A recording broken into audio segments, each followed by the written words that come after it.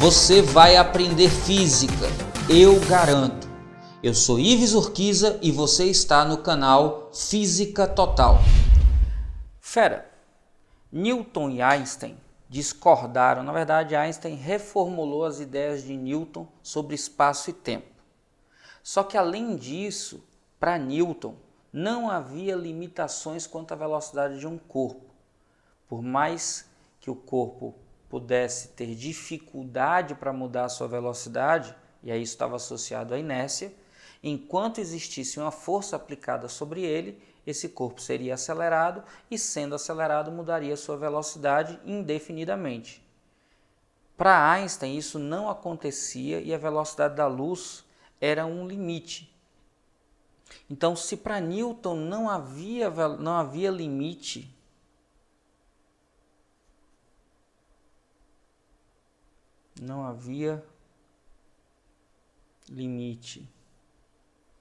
para velocidade do corpo, enquanto houvesse aplicação de força havia aceleração, e enquanto houvesse aceleração havia mudança na velocidade, para Einstein a velocidade da luz era um limite. E para mostrar como é que esse limite se daria, ele começou a falar sobre a massa relativística do corpo. A massa do corpo teria um valor em repouso, mas à medida que a velocidade do corpo aumentasse, aumentaria também a inércia desse corpo. Então a gente poderia dizer que a massa do corpo dependia da sua velocidade por um fator que era o fator de Lorentz. A gente tinha que a massa do corpo era dada por fator de Lorentz vezes a sua massa de repouso. E aqui a gente vê que Newton é um caso particular quando a gente fala de pouca velocidade. Para velocidades pequenas, Lorentz aqui tem um fator igual a 1, a massa é praticamente invariável. Contudo, à medida que a velocidade vai aumentando, a inércia do corpo aumenta e mudar sua velocidade se torna cada vez mais difícil. Ora, e por que é que isso acontece? A gente já sabe que quando a gente tem mais velocidade, a gente tem mais energia. Então Einstein propôs que energia e massa eram formas diferentes de uma mesma coisa. A energia e a massa eram manifestações de uma mesma propriedade física e que elas eram comutáveis, havia como transformar uma coisa em outra.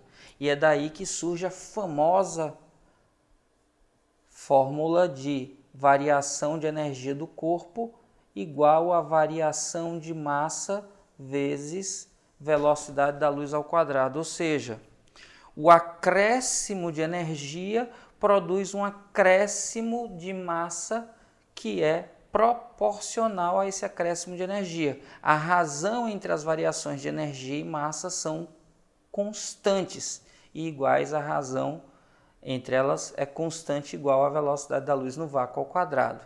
É daqui que surge o famoso E igual a m vezes c ao quadrado.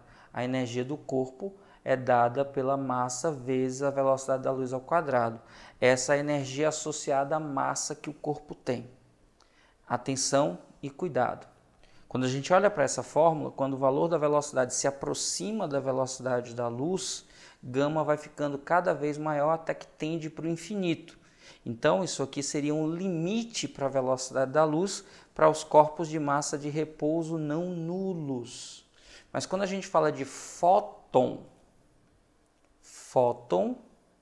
tem massa de repouso igual a zero, que é uma partícula de luz. Então, o fóton pode ser uma partícula e atingir a velocidade da luz. Ora, mas Ives, se ele tem massa de repouso zero, isso quer dizer então que ele não tem inércia? Cuidado, você pode, através de alguns experimentos, mostrar que com luz você empurra coisas. E por conta disso a gente pode dizer que é uma transmissão de momento na colisão da luz com os corpos. A relação adequada para relacionar a inércia dos fótons não é falar de massa, e sim falar de momento linear ou quantidade de movimento.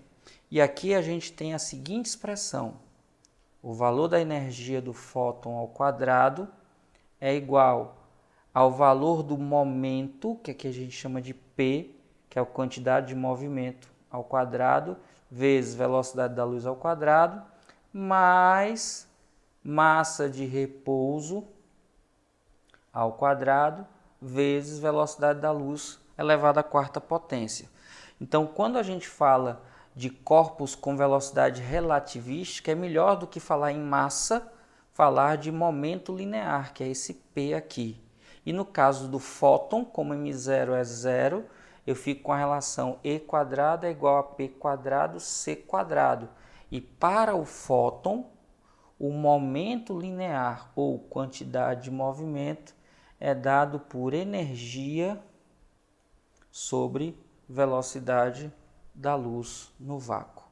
Quando a gente fala de fótons, o momento do fóton, que está associado à sua inércia, é dado por P, é igual a E sobre C. Tranquilo? E aí, fera, já merece seu like? Então cai matando aí nesse like e já sabe, se tiver dúvida, deixa nos comentários que eu respondo. A energia de um fóton é diretamente proporcional à sua frequência, com a constante de Planck, H, sendo o fator de proporcionalidade. Por outro lado, pode-se associar massa a um fóton, uma vez que ele apresenta energia E igual a mc² e quantidade de movimento. Assim, a quantidade de movimento de um fóton de frequência f, propagando-se com velocidade c, se expressa como...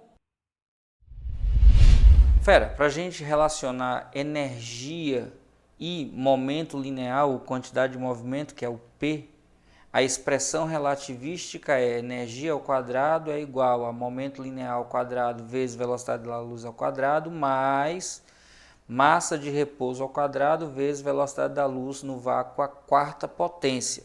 Como a gente está falando de fóton, então a massa de repouso é zero, zero ao quadrado é zero, vezes qualquer coisa dá zero, e eu fico então que o valor de E quadrado é igual ao valor de P quadrado C quadrado. Aí fica fácil, né?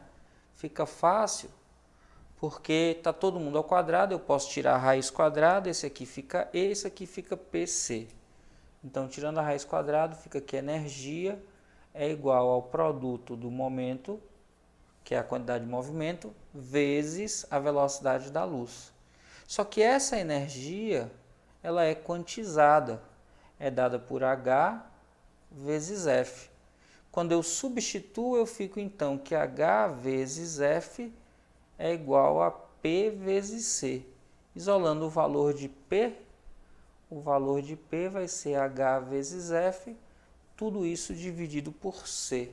Então, o valor do momento do elétron, o momento do fóton é dado por H vezes F, tudo isso dividido por C, e a alternativa que diz isso para a gente é a alternativa C de coisa fácil. A quantidade de movimento do fóton é dada pela energia dividida pela velocidade da luz. Simples assim. Um corpo atinge 80% da velocidade da luz no vácuo. A razão entre a massa do corpo a essa velocidade e a massa de repouso vale. A relação entre as massas a uma dada velocidade e a massa de repouso é dada por massa igual a fator de Lorentz vezes a massa de repouso.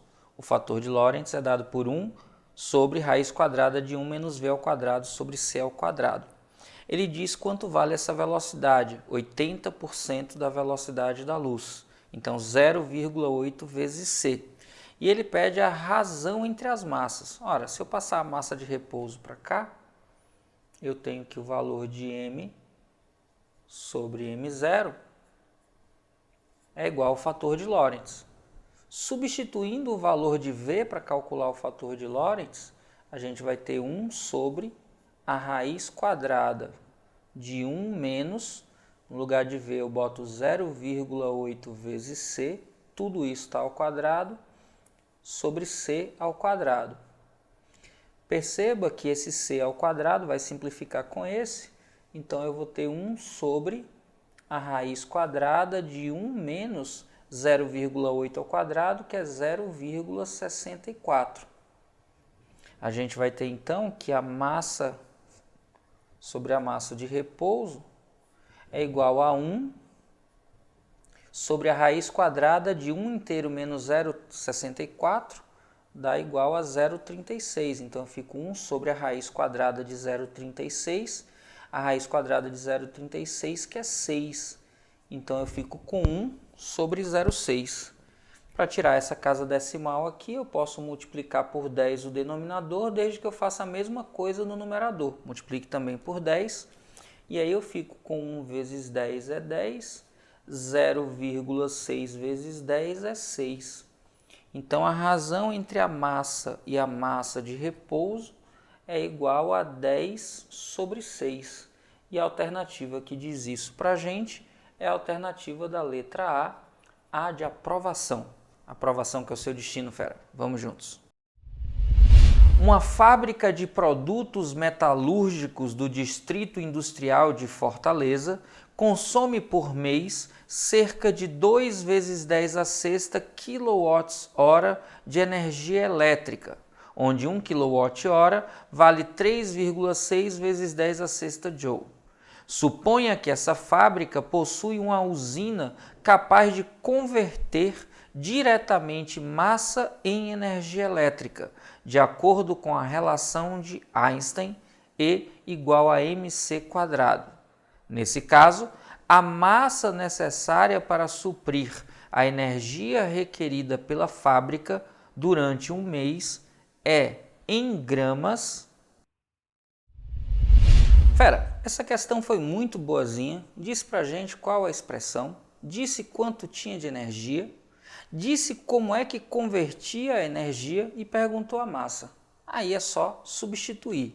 A energia é 2 vezes 10 a sexta kWh. Só que cada kWh tem 3,6 vezes 10 a sexta. Então eu multiplico isso aqui por 3,6 vezes 10 a sexta. A massa é o que eu estou procurando. E o valor da velocidade da luz eu sei que é 3 vezes 10 a oitava e tudo isso está ao quadrado. Do lado de cá eu tenho 2 vezes 3,6, 7,2 vezes 10 elevado.